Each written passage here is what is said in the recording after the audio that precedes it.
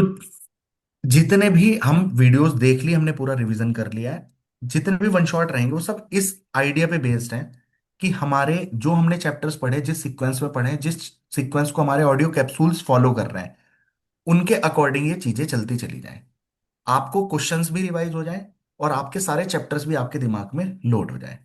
कोई अगर एक आध बात उसमें छूटेगी तो यू शुड ट्राई वो मुझे वहां पे बता देना, क्योंकि आप उसको डिटेल में पढ़ रहे होंगे। ठीक है, समझ आ गई? Yes sir. चलो, yes sir.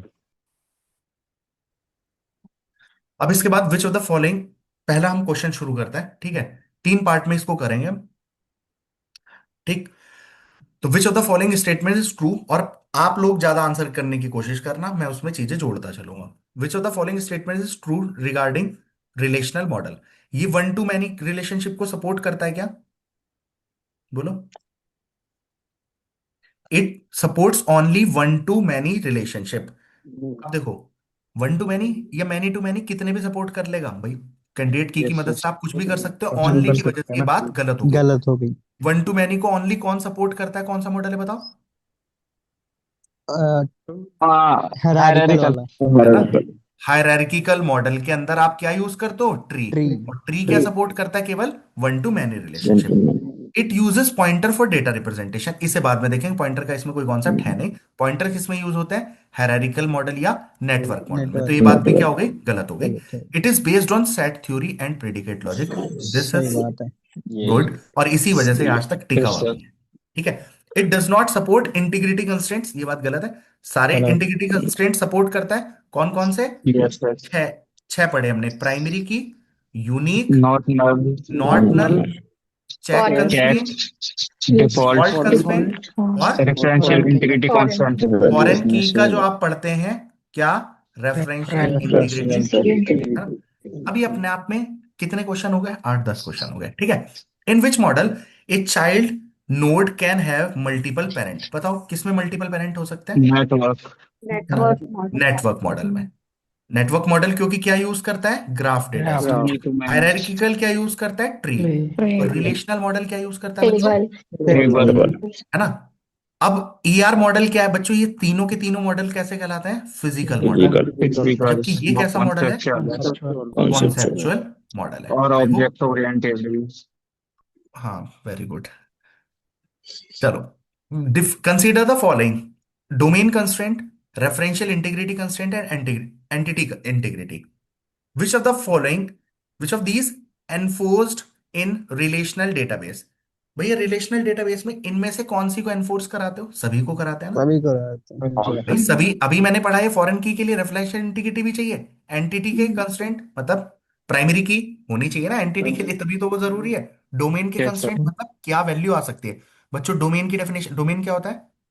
Set of permitted. Sir. Range system. Set of set of permitted values. Permitted values. Yes sir. Devashish ने सब पी लिया है बिल्कुल। Which of the following best describe the schema? बच्चों मैंने आपको दो चीज स्ट्रक्चर। बताई थी, स्कीमा और structure of instance. Database. Yes. है ना? बच्चों हमारे पास डेटाबेस के अंदर जब हम क्या रखते हैं, जैसे मान लो ये रोल नंबर, नेम, एज, है ना, और क्लास, इसके अंदर रोल नंबर 1, इनकी सबकी वैल्यूज वैल्यूज पड़ी हुई है।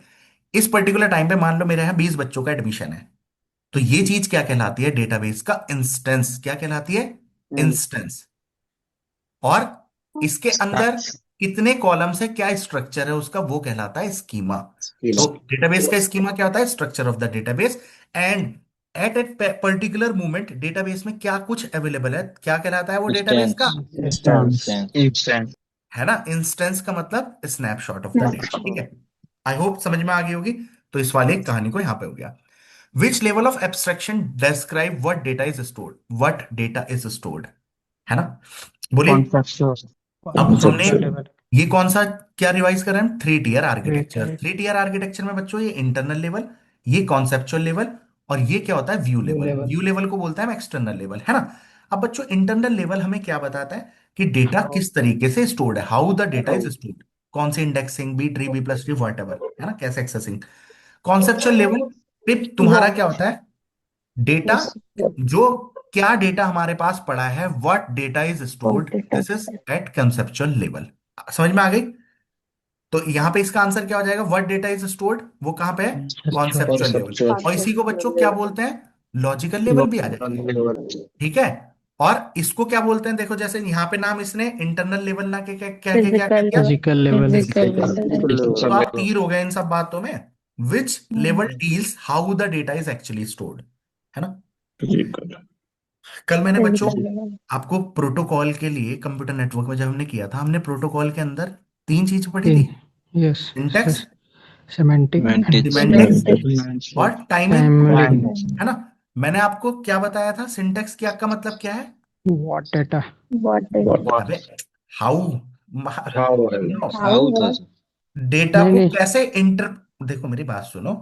व्हाट इज टू सिंट बी कम्युनिकेटेड, हम प्रोटोकॉल की टर्म में यस पढ़ रहे हैं, इस टर्म में मत आओ। What is to be communicated, क्या कम्युनिकेट कर रहे हैं, है ना? Yes, how it is to be communicated, मतलब कम्युनिकेटेड। या कैसे उसको इंटरप्रिटेट करना प्रोटोकॉल की टर्म्स में, दैट इज सिमेंटिक। और टाइमिंग का मतलब when when it when, is to be when it is communicated, communicated. कब कम्युनिकेट करना है। तो व्हाट, हाउ और व्हेन ये वहां पे भी पढ़ा है। और मैंने कल इसके क्वेश्चन दिखाए थे आपको आए हुए केवीएस एनवीएस में। तो ऐसा नहीं, ये बातें Yes. पूछते नहीं है, सेम यहाँ पे। आई होप समझ आ गई ये बात, उसका भी रिवीजन। yes बोलिए। sir, ये मैंने व्हाट और Yes, हाउ sir. आपको इसलिए ध्यान दिलाया, आपने पूरे सारे सब्जेक्ट जितने हमने मिला के किए हैं, ये टर्म दो जगह पढ़ी है, एक तो वहां पे और एक यहाँ पे। चलो इसको रहने देता हूं, ठीक है, जिससे आपको ये दोनों बातें रिलेटेड रहें। yes sir, हो गया क्या? तो how the data Yes, is sir. Actually stored, ये कहाँ पे है बच्चों? Physical physical level. level, physical level. Which, अब ये 40 में हम कम से कम 100 क्वेश्चन कवर हो रहे होंगे। विच of the following is not a example of data independence. बच्चों डेटा इंडिपेंडेंस मैंने दो टर्म बताई थी। अगर हम इंटरनल लेवल पे कुछ चेंजेस करें तो वो ऊपर के लेवल्स पे नहीं हो रहा, तो ये चीज क्या कहलाएगी? कमल एक बार बंद कर ले भाई आवाज अपनी, physical independence, है ना? फिजिकल डेटा इंडिपेंडेंस, है ना? डिपेंडेंस। कि आप फिजिकल लेवल पे yes कुछ sir, चेंज करोगे तो ऊपर नहीं होगा। अब सोचो ना, कभी कभी बैंक अगर अंदर से अपने स्ट्रक्चर चेंज कर रहा हो कि डेटा कहाँ पे हमारे स्टोर है, हमें फर्क पड़ना चाहिए क्या? नहीं पड़ना चाहिए। कॉन्सेप्चुअल इंडिपेंडेंस क्या है? अब मान लो देखो, ये यूजर का व्यू है, ठीक है, ये स्टूडेंट का हो गया मान लो, और ये किसका हो गया? बोलो। मान लो ये स्टूडेंट का है, ये मैनेजर का मान टीचर का लेते है, ये हैं, एडमिन का है, ये किसी और का है। तो हर किसी का व्यू अलग अलग होता है ना। मान लो yes मैं sir, टीन एकेडमिक्स के में कुछ और, मैंने एक नया जोड़ा कॉलम कि मान लो टीचर्स परफॉर्मेंस या कुछ और, तो उसका क्या मेरे में फर्क पड़ेगा क्या? ऑब्वियसली जिसके नहीं, लिए चेंज किया होगा वहां पे तो दिखेगा। अब जैसे बैंक ने आपका अकाउंट नंबर चेंज किया हो, ठीक है, मान लो उसमें आधार नंबर का कॉलम ऐड किया हो, तो जिस दिन वो ऐड करेंगे तो आपको आधार नंबर का भी तो दिखेगा नेट बैंकिंग में, नहीं दिखेगा? दिखेगा ना? यस, जी सर, तो और बच्चों मैंने यहाँ पे एक चीज और बताई थी स्कीमा और इंस्टेंस में। स्कीमा क्या होता है बच्चों? एक तरीके से स्टैटिक होता है, मतलब बहुत कम आप चेंज करते हो, रेयरली। और जो स्नैपशॉट यानी इंस्टेंस, इंस्टेंसेस। इंस्टेंस को आप क्या करते रहो, तो ये हर टाइम चेंज चेंज होते होता हैं, है, डायनेमिक होते हैं, डायनेमिक। Dynamic. डायनामिक है बोल ना? सकते तो ये आप इसको ध्यान रखनी है ना, वो टर्म वहां पे ध्यान आ गई। तो इनमें से कौन सा एग्जाम्पल नहीं है डेटा इंडिपेंडेंस का? ठीक है। चेंजिंग द फाइल ऑर्गेनाइजेशन, मतलब नीचे फाइल ऑर्गेनाइजेशन आप चेंज कर रहे हैं विदाउट अफेक्टिंग स्कीमा, मतलब यहां पे आपने कोई फाइल ऑर्गेनाइजेशन चेंज की, स्कीमा में फर्क नहीं पड़ना चाहिए। भाई ये तो सही बात सही है. है ना? Yes. So, adding new attributes without affecting application, यानी मैंने कोई नया एट्रीब्यूट ऐड किया जिससे मेरी एप्लीकेशन पे यानी व्यू लेवल पे कोई फर्क नहीं पड़ा। बच्चों ये किसका एग्जाम्पल है? क्या ये डेटा इंडिपेंडेंस का है या लॉजिकल इंडिपेंडेंस का है? बोलिए वही। डेटा लॉजिकल इंडिपेंडेंस, का है, ये लॉजिकल का, लॉजिकल का अरे है अरे मेरी बात सुनो। डेटा इंडिपेंडेंस दो तरीके की होती है, कॉन्सेप्चुअल डेटा इंडिपेंडेंस और physical data physical data independence, है इंडिपेंडेंस। ना? बट है तो दोनों डेटा इंडिपेंडेंस। अब एक हम्म, तरीके से ये कौन सी है बच्चों? Physical data independence. ये वाली बात कौन सी है? Conceptual. Conceptual data conceptual, independence. ठीक है। चेंजिंग द डीबीएमएस सॉफ्टवेयर, भाई साहब इससे कोई लेना देना नहीं है, तो ये आंसर होगा, है ना? Modifying physical storage without changing the logical schema, तो ये अगेन कौन सा हो गया? Physical data independence.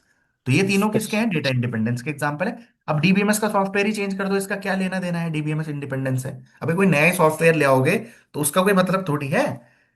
हो गया डन? yes. यस सर, चलो, इसके बाद तुम्हारे पास लॉजिकल डेटा इंडिपेंडेंस का मतलब क्या होता है? अब लॉजिकल डेटा इंडिपेंडेंस मतलब यहां पे आप कुछ चेंज कंसेप्चुअल करोगे तो ऊपर चेंजेस नहीं होने concept. चाहिए। तो ability to change Yes. Physical Yes, yes. Storage, ये कहलाता है फिजिकल डेटा इंडिपेंडेंस, तो ये बात तो सही नहीं है। Ability to change Yes, conceptual yes. Schema Yes, without true होगा. अफेक्टिंग एक्सटर्नल स्कीमा, सही बात है। Hmm. Apply to yes change DBMS, ये तो कोई सी भी नहीं है। Applying to change the hardware, ये आप फिजिकल डेटा इंडिपेंडेंस में काउंट कर सकते हो। समझ में आ गई होगी। अब क्वेश्चन क्या है हमारा, Yes, sir. तो यानी chapter 1 is done. Which of the following is a conceptual model, तो इनमें से कौन सा कॉन्सेप्चुअल मॉडल है। तो AR आपको ईआर पता model. Model Yeah, AR model. model. है ईआर मॉडल हो गया, और object Object oriented oriented. Object oriented Oriented. Model, ये सारे Model. मॉडल्स क्या है आपके, कॉन्सेप्चुअल मॉडल है। Conceptual Conceptual. और फिजिकल Conceptual. मॉडल कौन कौन से हैं, physical data models, Mechanical variable, theoretical network. Network, Network. Relation. Relational, Relation. ये सारे हो गए इसके मॉडल। अब बच्चों यहाँ पे मैच करना है, मैच द फॉलोइंग। एक्सटर्नल क्या करता है, User view. Conceptual schema, User view. और Yes. है ना, देखो एक्सटर्नल में क्या मिल रहा है, यूजर का व्यू, View. है ना।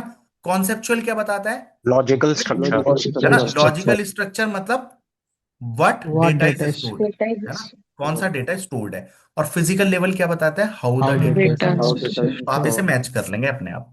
ठीक है। अब बच्चों एक ये match the following with their structures, hierarchical model में क्या है बच्चों, Tree. Tree Tree. Tree. Tree. Hierarchical model क्या डेटा स्ट्रक्चर यूज करता है, ट्री। Tree. तो बच्चों क्या Tree. सपोर्ट करता है, only one to many One to relation. many. फिर रिलेशनल, वो नेटवर्क मॉडल ने क्या यूज करना Graph. शुरू किया था, ग्राफ Graph. ग्राफ। तो Graph. ग्राफ में आपका मैनी टू मैनी भी आ रहा था, बट पॉइंटर्स की पॉइंटर बहुत पे ज्यादा ओवरहेड होने लगी थी। Hmm. ठीक है, इसलिए फिर क्या आ गया था, रिलेशनल मॉडल। ये यूज क्या करता है, टेबल। टेबल टेबल में क्या होता है, रोज एंड कॉलम्स। कॉलम्स ठीक Column. है, बस आई होप डन हो जाएगा। अब ये which of the following database model we have a parent child relationship, parent और चाइल्ड का रिलेशनशिप किसमें है बताओ, Hierarchical. Hierarchical hierarchical or network. Network Network. है ना। Yes. हायरार्किकल में भी होता है, और और नेटवर्क में भी. नेटवर्क नेटवर्क में भी। Network भाई में. इसमें ट्री यूज कर रहे हैं, इसमें ग्राफ यूज इसमें कर रहे हैं, graph. क्योंकि एक दूसरे से कनेक्टेड तो है मैनी टू मैनी, और उसमें तो आंसर क्या Yes. हो जाएगा आपका, One One to to one. one भी पहला और ऑप्शन. दूसरा, है ना। पहला दूसरा मतलब ए हो जाएगा। A. ठीक है, डन। अब यहां पे ये क्वेश्चन है, relational database schema represent logical design. बच्चों रिलेशनल डेटाबेस का जो स्कीमा होता है, स्कीमा मतलब नेम, रोल नंबर, ये जो चीज है, ये क्या बताता है हमें, लॉजिकल डिजाइन बताता है। सही बात है कि गलत सही बात है, बात है सही ये तो बात बात है. ट्रू है एकदम। हम्म हाँ. Current snapshot of a relation only provide the degree of the relation. False. बच्चों, गलत बात है False. Cardinality देता है सर. यस वेरी गुड, तो ये बात क्या हो जाएगी आपकी, फॉल्स हो जाएगी। फॉल्स देखो फिलहाल करंट स्नैपशॉट को क्या बोलते हैं, इंस्टेंस। Instance Instance. और इंस्टेंस में होता है क्या, टोटल हमारे पास Couples. कितनी रो यानी Rows. कितने टपल्स मौजूद हैं, Couples है. और टोटल नंबर ऑफ टपल्स कहलाते हैं आपकी Cardinality. Degree arity, total number of columns कहलाते हैं आपकी Degree. Degree degree. तो Degree यहाँ और पे बात additive. थोड़ी उल्टी हो गई, है ना। तो इसके अकॉर्डिंग आंसर लगा लेंगे अपने आप। अब नेक्स्ट चैप्टर हमारा हो चुका है ईआर मॉडल शुरू। Which attribute is computed from other attribute, कौन से एट्रीब्यूट Drive. को कंप्यूट करते हो दूसरे, Drive. है ना। Drive. Your answer Drive. Is derived attribute, है ना। इसके बाद कंपोजिट एट्रीब्यूट क्या होते हैं, जो एक से ज्यादा एट्रीब्यूट से मिलके बने होते हैं। लाइक मान लो नेम और फादर नेम मिलके की बने, तो ये इस टाइम पे कैसा एट्रीब्यूट कहलाएगा, opposite Composite. Composite key, composite key Composite. कहलाएगा, है ना। कंपोजिट एट्रीब्यूट की टर्म्स में हम बात करें तो क्या होगा, जैसे नेम है, तो नेम को F आप name, ऐसे लिख दो, first F name, name, L name, last Middle name. Middle name, Second name. और L लास्ट नेम। name. तो ये क्या कहलाएगा इस टाइम, कंपोजिट एट्रीब्यूट, है ना। जिसमें सिर्फ एक ही है मान लो, वो चीज क्या कहलाएगी आपकी, सिंपल एट्रीब्यूट, है ना। तो सिंपल वर्सेस कंप्यूट, कंपोजिट पढ़ा है आपने। स्टोर्ड वर्सेस ड्राइव्ड, स्टोर्ड क्या है, जिसकी इंफॉर्मेशन पहले से पता है, और ड्राइव्ड एट्रीब्यूट। बच्चों एक बात बताना, अगर मैं एक क्वेश्चन ऐसे पूछूं, इनमें से कौन सा एक्चुअली डेटाबेस में, अगर जैसे हम चूंकि ईआर मॉडल हमने बनाया, और ईआर मॉडल के ऊपर हमने एट्रीब्यूट्स दे रखे हैं मान लो, है ना, जो भी एट्रीब्यूट दें, तो सबके लिए आपको पता है कि कॉलम बनेगा, बोलिए। Yes, हाँ sir. मैं नेम ले लूं, Yes, ये sir. स्टूडेंट नाम का है, और इसके साथ यहाँ इसकी क्या है मान लो, फॉर एग्जांपल नेम हो गया, और ये इसकी क्लास हो गई, ये इसके मान लो मार्क्स हो गए, Marks. ठीक है, और ये मान लो इसकी एज हो गई। ये सारा करके मैं कर रहा हूं या ऐसे कर लूं, यहाँ पे इसका क्या है, डेट ऑफ बर्थ हो गई, और यहाँ पे इसका ड्राइव एट्रीब्यूट कर लेता हूं एज को, ऐसे करके। अगर मैं आपसे पूछूं, कोई बताएगा आप में से इस टेबल के अंदर कितने कॉलम्स होंगे? Anyone from you? तो छह चार। छह देखो, टेबल बनाने तो छह आपको होने जो चाहिए। ये कंपोजिट एट्रीब्यूट है ना, इस नाम का यहाँ कुछ नहीं होगा। यहाँ क्या होगा? एक फर्स्ट नेम, एक मिडिल नेम, एक लास्ट नेम। तो साथ जब आप में इसे जगह दिलाएंगे ना, ऐसे दिलाएंगे पहली बात। फिर क्लास होगी, मार्क्स होगा, डेट ऑफ बर्थ होगा। तो ये होगा 6। एज कभी भी इसके अंदर स्टोर नहीं होगा एज ए कॉलम। तो ड्राइव्ड एट्रीब्यूट को आप कॉलम में स्टोर नहीं करते। आई होप समझ में आई होगी बात। ठीक है, समझ आती है? और मैंने हाँ एक जी। चीज और आपको सिखाई थी बच्चों, अगर यहाँ पे मान लो इसके पास फोन नंबर हो, और फोन नंबर पे आपका ऐसे लिखा हो, तो ये कौन सा एट्रीब्यूट कहलाता है? Double multi attribute. Valued multi valued और मल्टी वैल्यूड के लिए हमेशा कितनी टेबल बनेगी? ऑलवेज रिमेंबर, 2 दो। दो टेबल। तो अगर ये पूछ ले एक अच्छा तो अब, और दूसरी टेबल में क्या बनेगा इस टाइम? इसका जो भी इसकी की है, मान लो यहाँ पे एक रोल नंबर भी होता, और रोल नंबर अगर की है तो इसके नीचे क्या होगा? अंडरलाइन होगा। तो समझ गए, एक रोल नंबर नाम का और मान लो। अब जो अगली टेबल बनेगी उसके अंदर रोल नंबर भी आएगा, और उसके अंदर फोन क्या आएगा बच्चों? Phone number phone phone number number. ऐसे करके एक बनेगा, और यहाँ पे इसकी की कौन होगी? ये दोनों मिलके। आई होप समझ में आ गई होगी। पूरा यस ईआर सर। मॉडल का मोस्टली चीज इस बात से कवर हो जाती है आपकी। चलो अब सारे क्वेश्चंस हम करते हैं। ये यहाँ ध्यान रखने के लिए लिखा रहने देता हूं। तो हमारा कौन सा कंप्यूट होता है दूसरे एट्रीब्यूट से? तो यार answer is drive attribute. Which of the following is a address. Composite attribute? अब देखो बच्चे, ये सोचना, कंपोजिट एट्रीब्यूट क्या होगा? एड्रेस हो सकता है। एड्रेस हो गया। एड्रेस होगा। है ना? आपका एड्रेस जो है वो यहाँ पे क्या दिख रहा है? कंपोजिट एट्रीब्यूट, मतलब ज्यादा रिलेटिव। देखो आईडी तो है नहीं, और आपकी एज भी नहीं है। एज तो एक भाई भी नहीं जितनी है। होगी एक ही उसमें हो सकती है, बट एज करने को आप ऐसे नहीं कर सकते एम कि वन डेट से 20 भी कर साल सकते 2 महीने और 4 दिन का है हैं। आज सर ये। तो ये भी हो सकती बस है बात, ड्राइव हो है ना? सकती है। लेकिन अगर आप देखें सैलरी कि इतने रुपए इतने पैसे, कुछ ऐसा करके कर ले। लेकिन एड्रेस को आप जनरली स्टोर करते हैं, तो भाई स्ट्रीट नेम, आप फॉर्म भी भरते हैं तो फॉर्म भरने के लिए भी 3-4 लाइनें नहीं देता आपको, है ना? तो वो कंटेक्स्ट के अकॉर्डिंग देखना है। तो इस कंटेक्स्ट के अकॉर्डिंग एड्रेस ज्यादा सुटेबल है। एड्रेस नहीं होता, इसकी जगह कोई और छोटी मोटी बात होती, तो फिर क्या हो जाते? हमारी एज। हम एज को भी एज। लगा सकते थे। ठीक है बच्चों, ये इंपॉर्टेंट है। अब देखो यहां से क्वेश्चन बन सकता है, एंटिटी का सिंबल क्या होता है? रेक्टेंगल। वीक एंटिटी को डबल रेक्टेंगल से। रिलेशनशिप को आप किससे करते हैं? रिलेशनशिप ऐसे ही तो बनता डायमंड है ना? मान लो स्टूडेंट है, और यहाँ पे क्या है बच्चों? आपका टीचर है। तो ये क्या कहलाती है? एंटिटी। ये क्या है? रिलेशनशिप। ठीक है, तो कौन सा सिंबल यूज करता है रिलेशनशिप के लिए? Diamond symbol. अगर ये अभी वीक एंटिटी होती तो क्या लगेगा? डबल। और फिर वीक एंटिटी का हमेशा ये भी कैसा होगा? Week double. रिलेशन पार्टिसिपेशन हमेशा कैसे रहेगा? Total total. नाइन और टू एक वन चीज भी और मैंने होगा। सिखाई थी, कभी कभी रिलेशनशिप का अगर अपना एट्रीब्यूट हो, रिलेशनशिप का अगर अपना एट्रीब्यूट हो, मान लो सिंस, डिस्क्रिप्टिव एट्रीब्यूट। ये डिस्क्रिप्टिव कैसा कहलाता है? Descriptive descriptive attribute. कौन सा? Descriptive descriptive attribute. I hope सबको समझ में आ रही होगी, है ना? Yes Oval sir. क्या रिप्रेजेंट करता है? एट्रीब्यूट। अगर ओवल में अंडरलाइन है तो की एट्रीब्यूट।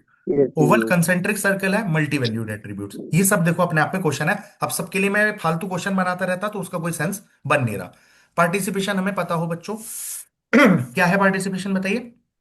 ये टोटल पार्टिसिपेशन है। और ये प्रेशर्स। कैसा पार्टिसिपेशन है? अगर सिंगल लाइन है पार्शियल। तो पार्शियल पार्टिसिपेशन है ना? फिर मैंने आपको एक टर्म और समझा रखी थी, वन टू मैनी और मैनी टू मैनी। इसके ऊपर आपको मिनिमाइजेशन के क्वेश्चन मिल सकते हैं, तो आपको पता हो। अगर यहां मैं एरो लगा दूं तो ये क्या कहलाएगा इस time? One to one many है। One to one. और अगर इधर एरो नहीं है तो वन टू मैनी मैनी कहलाएगा। मैन। और अगर दोनों साइड नहीं है तब ये मैनी टू मैनी कहलाएगा। बच्चों बहुत इंपॉर्टेंट है, यस ध्यान सर। रखना, क्योंकि हमारा सारा काम इसके ऊपर डिपेंड करेगा। मैं आपको गेट नेट के कुछ क्वेश्चन भी कराऊंगा। चलो, मल्टी वैल्यूड एट्रीब्यूट, तो ये 2 पेज पे आपके 10 क्वेश्चन लिखे हैं, सबके लिए बनाना सेंस बनता नहीं, तो आप इससे कर लेंगे। A multi valued attribute best represented as, multi valued को डबल किससे ओवल। करते हैं? Double double oval. Oval. Best double oval से किसे करते हैं? डैश्ड से ड्राइव, डिराइव है ना? सिंगल ओवल तो फिर सिंपल हो गया। रेक्टेंगल से किसको कर रहे हैं? एंटिटी को। Entity sir. ठीक है, चलो, विच of the following attribute not stored physically, मतलब जब आप टेबल बनाते हो उसे जगह नहीं देते, कौन सा एट्रीब्यूट को नहीं डेराइव्ड देते? ड्राइव ये आपको बात बताई मैंने। Which attribute is represented as dashed oval? Dashed oval कौन सा डेराइव्ड होता है बच्चों? Derived derive. In ER model की एट्रीब्यूट को कैसे रिप्रेजेंट करते हैं बच्चों? Underline oval. अंडरलाइन चलो, underline which of the following must have total participation, किसमें टोटल पार्टिसिपेशन होगा ही वीक होगा। वीक एंटिटी एंटिटी तो वीक एंटिटी एंटिटी हमेशा पार्टिसिपेट कैसे करती है, टोटल पार्टिसिपेशन में। डन।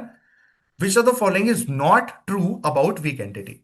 तो बच्चों वीक एंटिटी पे प्राइमरी की नहीं होती, ये बात तो क्या है, ये तो ट्रू ट्रू है। है। तभी तो उसे टोटल पार्टिसिपेशन क्यों करना पड़ता है, किसी भी उसके साथ ये पार्टिसिपेट करेगी और उसके पास अपनी की होगी, है ना। हमेशा इसका पार्टिसिपेशन क्या रहेगा यहाँ पे, टोटल रहेगा। और आपको पता है हमेशा इसकी ऑलवेज मिनिमाइजेशन जब होगी तो कितनी टेबल्स बनेंगी, टू टेबल्स। तो एक तो टेबल इसकी अपनी पर्सनल रहेगी और ये पूरा इसके साथ रिलेशन की टेबल इसके साथ मर्ज हो जाएगी, तो दो टेबल बन जाएंगी। समझ में आती है कि नहीं, बोलो। Yes sir. right. है ना, हमेशा टू टेबल्स बनेंगी, ध्यान रखना है। हमेशा क्या रहेगा पार्टिसिपेशन, अभी देखो गड़बड़ कर रहा हूं ना, तो आप ऐसे ध्यान रख सकते हो, देखो हर चीज one double two double many है। से याद रख लेंगे। देखो दो लाइन, हर चीज में दो लाइन है, तो हमेशा दो लाइन रहेंगी, पार्ट टोटल पार्टिसिपेशन रहेगा मतलब। और ये तो रिप्रेजेंटेशन का तरीका ही है इसको। और इस रिलेशनशिप को क्या बोलते हैं बच्चों, आइडेंटिफाइंग रिलेशनशिप। Identifying relation. क्या बोलते हैं, ये डबल लाइन वाले को, जैसे रिलेशनशिप है, इस रिलेशनशिप को आइडेंटिफाइंग रिलेशनशिप बोल देते हैं। ठीक है, डन, समझ में आ गए सभी को। चलो। तो यस। बच्चों कौन सी बात ट्रू नहीं है, तो इसके पास प्राइमरी की नहीं होती, ये बात तो ट्रू है। Depend on strong entity, strong entity के ऊपर डिपेंड ये भी करता है, ट्रू ये ट्रू है। बात ट्रू है ना। हैज आइडेंटिफाइंग रिलेशनशिप, ये बात भी क्या है ट्रू बच्चों, है। ट्रू है। True can exist independently, false independently exist कर सकता है। फॉल्स। क्यों नहीं एग्जिस्ट कर सकता, इस टेबल को आप देखो बच्चों, क्यों नहीं कर सकता, anyone please give me the logic. और बिकॉज प्राइमरी की प्राइमरी नहीं की है तो नहीं है थोड़ा उसकी। हाँ यस, हमने क्या कहा है कि कभी भी कोई टेबल डेटाबेस में, रिलेशनल मॉडल में एग्जिस्ट कभी कर सकती है when it is having a primary की। और जब इसके पास प्राइमरी की नहीं है तो ये टेबल एग्जिस्ट ही नहीं कर सकती लिंक्स डेटाबेस। पर क्लिक करो। अभी क्या होगा, मान लो जो इसकी की है वो रिलेशनशिप में आई, और इन दोनों की मिलके हमेशा की बनेगी इस टेबल की, तब ये टेबल एग्जिस्ट कर सकती है। तो यानी हमेशा इसकी जो टेबल बनेगी उसके अंदर कैसी की रहेगी, हमेशा कंपोजिट कंपोजिट की बनेगी। आई होप ये बात सभी को समझ में आ गई होगी, है ना। आप रिलेट कर यस पा सर। रहे होंगे सारी चीजें। Which of the following represent total participation, total double participation line. का मतलब, single line double line. Double line से। है ना, तो हमारी कैसी रहेगी बच्चों, double line. For many to many relationship requires, बच्चों मैनी टू मैनी अगर रिलेशनशिप हो गया मतलब ये आपकी टेबल है और आपके पास वन ये एक्स। है ना। मान लो मैंने आपको क्या समझा रखा है बच्चों, कि आपको ये ए है और मान लो ये की एट्रीब्यूट है, और बी है और मान लो सी है, और यहां पे मान लीजिए आपका होता एम और एन, है ना। अब आप पार्टिसिपेट कौन करता है रिलेशन में हमेशा, इसकी की और इसकी की, यानी कौन कौन पार्टिसिपेट करेगा, A and A M, and एक टेबल बन जाएगी ये। अब अगर बच्चों ये वन टू मैनी होती, कौन सी रिलेशनशिप होता, वन टू मैनी तो एम की जगह वन कुछ टू और लिख मैनी। देता हूँ, कभी आप कंफ्यूज रहे, है ना। यहां पे मैं लिख देता हूं X X Y. Comma Y, है ना। तो यहां पे कौन कौन पार्टिसिपेट करेगा, ए और एक्स। अगर ये वन टू मैनी है तो आप मुझे बताएंगे आपके पास कितनी टेबल बनेगी वन टू मैनी में, वन टू दो मैनी हो या मैनी टू दो वन, दो टेबल बनी। दो टेबल। दो और टेबल मैनी टू मैनी में कितनी टेबल बनती है, तीन तीन। तीन टेबल तीन एक मतलब तीन एक्स्ट्रा। कौन सी, अरे एक तो ये थी स्टूडेंट की, और मान लो एक कौन सी है, टीचर की। दो टेबल तो थी ही ना। जी तीसरी टेबल किसकी बन गई, रिलेशनशिप की। अब वन टू मैनी में दो क्यों होती है, क्योंकि ये वाली टेबल या तो इसके साथ मर्ज होगी या इसके साथ, किसके साथ मर्ज होती है बताइए। मैनी के मैनी साथ वाले के केस मैनी यस। की तो साइड वाली। आप ध्यान रख सकते हैं पहली वाली टेबल में रहेगा ए बी सी कॉलम, और दूसरी वाली टेबल में कॉलम हो जाएगा एक्स वाई, और उसके अंदर कौन आ जाएगा, ए। अबे ए एक्स ए। तो इसमें था ही, ये वाली टेबल इसके साथ मर्ज होगी तो एक नया कॉलम आ गया ए। और अगर ये होता मैनी टू वन, तो हमारे पास एक टेबल रहती उसके अंदर सिर्फ एक्स और वाई रहता, और इस वाली टेबल में क्या आ जाएगा, ए बी सी, और साथ में क्या आ जाएगा, एक्स। बहुत डिटेल में हमने समझ आ लिया सारे जाएगा। कॉन्सेप्ट, है ना।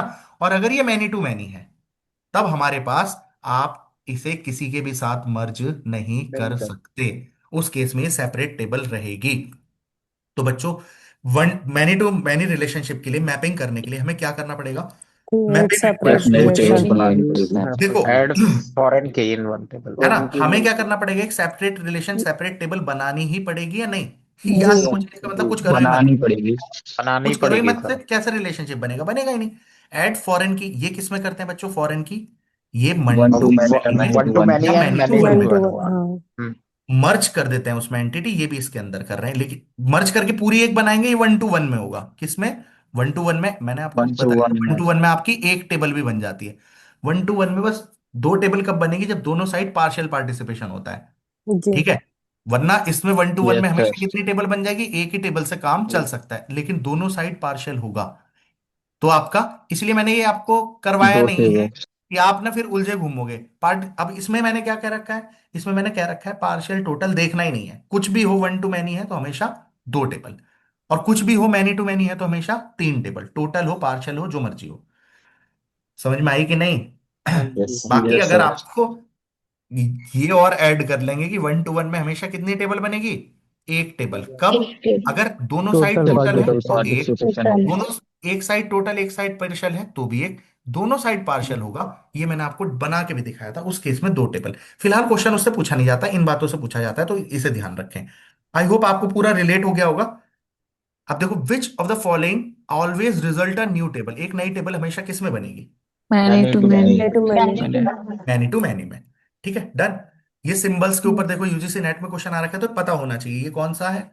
देखो ये कौन सा है, वीक एंटिटी, है ना। वीकेंड। ये क्या है आपका की ये प्राइमरी। Attribute, table. ये ये क्या है multi valued multi multi attribute, value. Valued. और ये क्या टोटल कहला रहा है, total total participation. Participation, participation. है ना। आई होप समझ आ गई होगी, है ना। ये क्वेश्चन क्या है, given the basic ER and relational model दे रखे हैं, कौन सी बात इनमें से गलत है। तो N attribute of an entity can have more than one value. बच्चों समझ के देखो, एक एट्रीब्यूट, यस सर। नहीं, गलत है। चंदूलाल मल्टी यहाँ पे वैल्यू ये देख रहेगा लिए, ना। ये क्या लिखा है, रिलेशन। रिलेशनल मॉडल, यानी बट किसकी वो बात हो रही है। ईआर की बात कर रहा है, ईआर हाँ, की भी कर रहा है ना बहुत।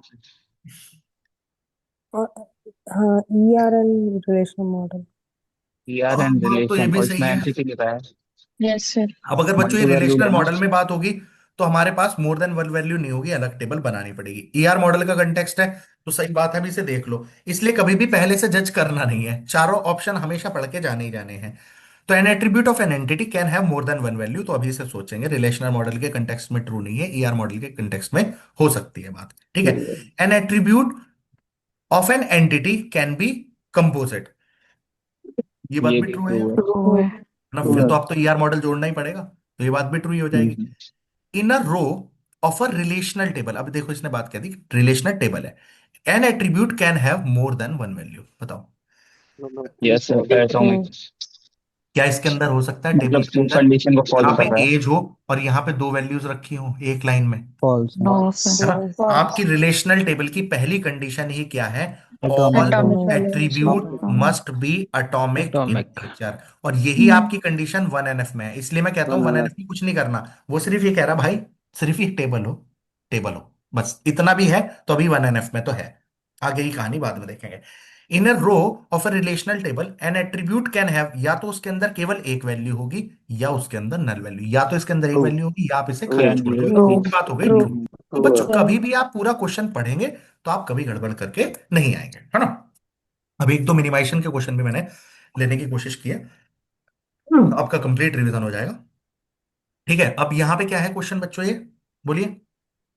इन इवन ए टू दो एंटिटी है ईआर डायग्राम में with simple single valued attributes R one और आर टू, दो रिलेशनशिप है बिटवीन ई वन और ई टू के बीच में। आर वन क्या है, वन टू मैनी, तो पहले बच्चों ई वन और ई टू बनाई जाए, है ना। अब मान लो इतना ही क्वेश्चन होता, R one is one to many, R one क्या है बच्चों, मान लो ऐसा रिलेशनशिप होता, या आर वन है और ये क्या है वन टू मैनी, ऐसा समझ लो। बच्चों कितनी टेबल बनेगी अगर यहां पे मैं बात करूं, एक टेबल दो बनेगी टेबल। टेबल की, और ये रिलेशन की टेबल किसके साथ मर्ज हो जाएगी, इसके साथ। तो T2। कितनी टेबल बनी, दो, दो। है ना। लेकिन इसने क्या क्या रखा है, दो क्वेश्चन है यहाँ पे कि आर वन एक वन टू मैनी है और आर टू क्या है, मैनी टू मैनी, यानी इन दोनों के बीच में एक और रिलेशनशिप है, उसका नाम क्या है, आर टू है ना। यूजीसी नेट का क्वेश्चन है ये हो गया इनका रिलेशनशिप। और ये कैसा है, मैनी टू मैनी। जब हम इस रिलेशन के कंटेक्स्ट में बात करेंगे तो ठीक है, दो टेबल बनी, बात खत्म हो गई, है ना। अभी ये टेबल, बट दो टेबल बनी कौन सी, ऐसा थोड़ी है कोई, अब ये दोबारा अलग अलग टेबल लूंगा, इस E1 और E2 के बीच में एक रिलेशनशिप ये भी है, हम्म। तो जो ये R2 की टेबल बनेगी क्या इसे किसी के साथ मर्ज कर सकता हूं मैं, नहीं। नहीं। नहीं। नहीं कर सकता। तो यानी अब एक टेबल रहेगी E1, एक टेबल रहेगी R2 की, और एक टेबल रहेगी E2 की। ए टू। E2 में बस एक कॉलम ऐड हो चुका होगा, किसका, E1 का, की वाला, बस। तो यानी टेबल्स कितनी बचेंगी फिलहाल, तीन। समझ में आ गई होगी सभी को, जी। है ना। Yes sir. चलो, एक क्वेश्चन ये आपका आंख खोल देगा। चलो, क्या है हमारा क्वेश्चन, ये गेट में आ रखा है, दो क्वेश्चन हैं जुड़े हुए। आप इसको करने की मतलब अगर आपने ये क्वेश्चन करा है दैट्स इट, फिर कोई क्वेश्चन की जरूरत नहीं, मिनिमाइजेशन का पूरा कॉन्सेप्ट आपको क्लियर है। अब बच्चों ये क्या है, वन है, ये क्या है, मैनी है ना, ये हिस्सा भी वन है और ये हिस्सा क्या है, मैनी है। आई होप समझ गए होंगे आप, है ना। की एट्रीब्यूट, अब आपको देखो बच्चों डैश्ड की, ये N1 के नीचे आपको डैश डैश दिख रहा है, इसका मतलब ये क्या है, पार्शियल वीक। की। ये बेचारा कैसी है, वीक की पांच है के हाँ जी। है ना, पार्शियल की है। क्योंकि ये एट्रीब्यूट कौन सा है, ये सेट कैसा है, वीक वीक सेट है। Weak weak entity, entity entity, ये क्या है, वीक वीक रिलेशनशिप रिलेशन, नहीं आइडेंटिफाइंग आइडेंटिफाई रिलेशन। इसलिए आइडेंटिफाई। आइडेंटिफाइंग रिलेशनशिप बोलते हैं। चलो, अब फिलहाल बच्चों वन में ये मैनी टू वन है। अगर आप इसे मिनिमाइज करें, इस R1 के अंदर कौन कौन पार्टिसिपेट किया होगा, M1 और P1, वन। है ना। जी लेकिन ये मैनी टू वन है, तो ये हिस्सा किसके साथ जुड़ जाएगा, यहां पे P1 को इधर ऐड कर दो इस टेबल में, और इस नई टेबल की जरूरत नहीं पड़ेगी, बोलो।